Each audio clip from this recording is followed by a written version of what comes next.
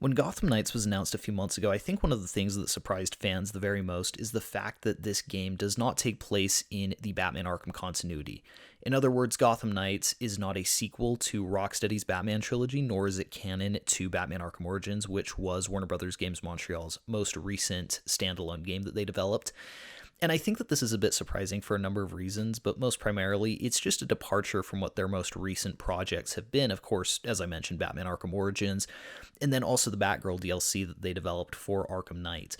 And then also, if we look at the leaks that were coming out between 2015 and 2017, it was very heavily rumored that they were working on an Arkham Knight sequel or perhaps an Arkham Origins sequel. We've seen leaked concept art from these projects, so we do have confirmation that these leaks were at least to some extent true.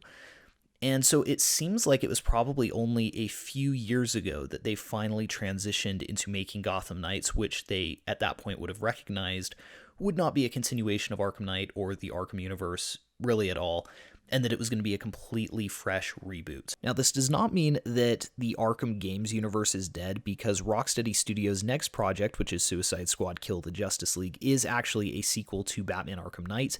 So even though they've shifted IPs and they're going to work with new gameplay elements, this narrative that they've been building with their Batman games is going to continue, and they're really going to be expanding this universe that they've crafted in the Arkham games by introducing Superman and the Justice League and the Suicide Squad. It seems like the original plan for WB Games Montreal was kind of for them to be the sidekick to Rocksteady. So as an example, by 2022, when Suicide Squad Kill the Justice League releases, it will have been 7 years since Batman Arkham Knight, and the original intention, I think, for WB Montreal was to sort of fill that gap with less risky games that sort of emulate what Rocksteady has done in the past.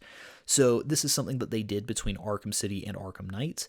When they made Batman Arkham Origins, it was basically a clone of Batman Arkham City, just with a different story, almost glorified DLC. That's a different subject for a different day, because some people will heavily disagree with that. But ultimately, that's kind of what it is. It took the exact same mechanics, a lot of the same map, and was more of an expansion than anything. But the point is that between, Arkham Knight and Suicide Squad Kill the Justice League, for example, there's a good chance that the plan was for WB Games Montreal to release a more filler-based game set in the Arkham continuity that was probably a more traditional Batman Arkham game. And that one probably would have released in 2017. They probably would have had some second project release in 2019.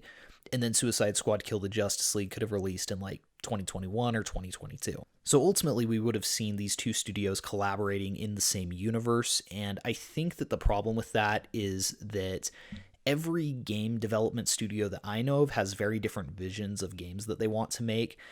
And I don't think that sort of being subsidiary to Rocksteady was necessarily WB Montreal's dream. And I think that in a lot of ways it would have held them back if they were confined to emulate the game mechanics that Rocksteady had created, and to emulate the art style, and to basically tell very safe stories that can't take risks in fear of treading on Rocksteady's toes. So at the end of the day, from my perspective, I think that this is actually going to be a really positive thing in the long run. Yes, it might be a little bit confusing for mainstream fans at the beginning that there are two separate DC Games universes, but I think that it will allow both studios to put all of their passion into their projects and not have to worry about what the other studio is doing.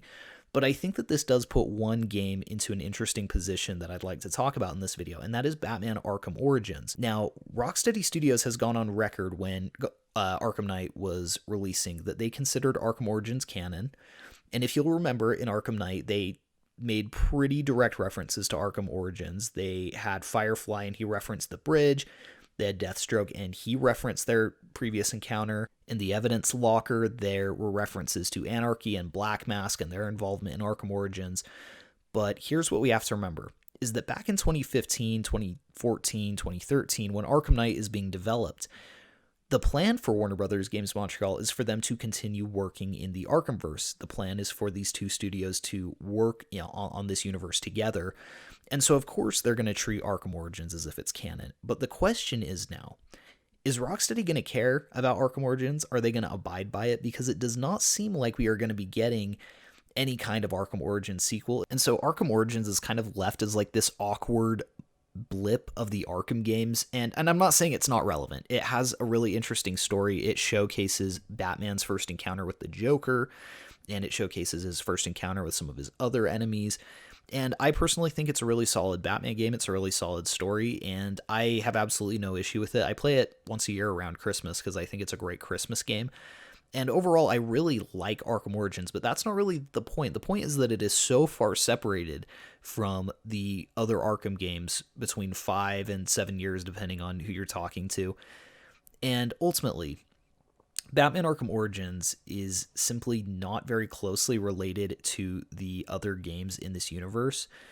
And I don't know that Rocksteady is really going to pay close attention to the lore of Batman Arkham Origins. The other thing that you'll notice is that Warner Brothers Games has not made much of an effort to try and keep Arkham Origins relevant. The only thing that they've done in recent memory, and this isn't even that recent, is they made it backwards compatible on the Xbox One, but there has been no remaster. It has never been bundled with the other games when it's on sale, at least not on consoles. Maybe it has on Steam or something. But it's really very, very much not continued its relevance, at least in the eyes of the company. On top of that, it already seems like Suicide Squad Kill the Justice League is making some pretty heavy retcons to some of the lore in the series. For example, the Deadshot that you faced in Arkham City, it's being teased that he was actually an imposter, and the new Deadshot that we're seeing in the Suicide Squad game had to go back and kill this imposter that you faced in Arkham City. So when they're explaining this plot thread in Suicide Squad Kill the Justice League, do you think that they're really going to take like special care to ensure that it also encapsulates your encounter with him in Arkham Origins? I don't know that Rocksteady is really going to care that much, because there isn't really a vested interest in continuing the storylines that were established in Batman Arkham Origins at this point. And similarly, you look at the Arkham Origins spin-off animated film Assault on Arkham that had King Shark, who died in that movie, and now King Shark is in Suicide Squad Kill the Justice League, which is an Arkham Knight sequel.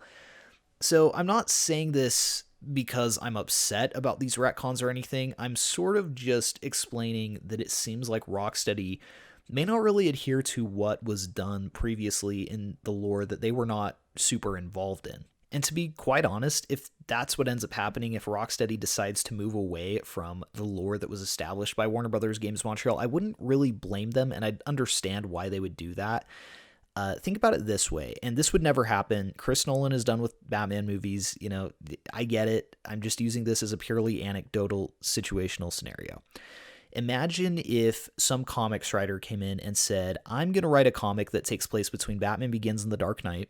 We're going to explain what Batman was doing those 2 years before he kind of quit being Batman. We're going to introduce Poison Ivy, Riddler, Penguin, and they write this comics run. And then let's say a decade later, Chris Nolan comes back to make a Dark Knight Returns movie. And let's say he wants to use Riddler. And this comics writer has used Riddler in what was supposed to be a canon story set within the Nolan universe. Do you think Chris Nolan is going to really care about this comic that he was not involved in, that kind of used his characters in a way that he hadn't really approved? Or do you think he's kind of just not really even going to acknowledge it? He's probably going to do the latter. And I think that that's probably the direction that Rocksteady will go if they do decide to phase Arkham Origins out of continuity. And I just want to stress that I don't think that that would be a decision that is made lightly, but I also don't think that it's a decision that they're going to share very publicly. So ultimately, if they do decide that they're going to disown Arkham Origins from the Arkham universe, I don't think that they're going to come out and make some big grand announcement that it is no longer canon or anything. I think that we'll just start noticing as fans that there are retcons, and I don't know, maybe one of the developers on Twitter will confirm it and say, yeah, we're not really recognizing that one as canon anymore. But ultimately, I think that what would happen is you'd start seeing things that contradict the events of Arkham Origins.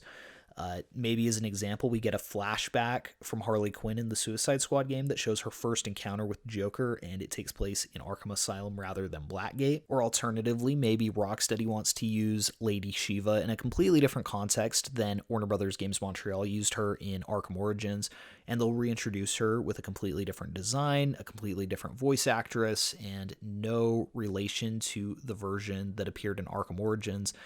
And I think that that's sort of what will happen to this game. I think that it will stay loosely connected, some of the events, especially the ones that were referenced in Arkham Knight.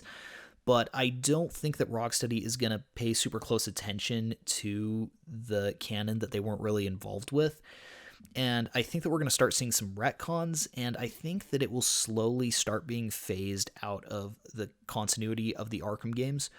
And that's if they decide that they are not going to stick with that as part of the canon. However, it is worth noting that Rocksteady has actually stated when Arkham Knight was releasing that they considered Arkham Origins canon, and there's a very good chance that they will stick to that, and that they will really take special care to make sure that their plot twists and characters going forward, at least stay consistent with what happened in the events of Batman Arkham Origins. But I think that it will stop there. For example, the Blackgate spinoff or Assault on Arkham, that animated movie, I do not think that they're going to recognize those as canon.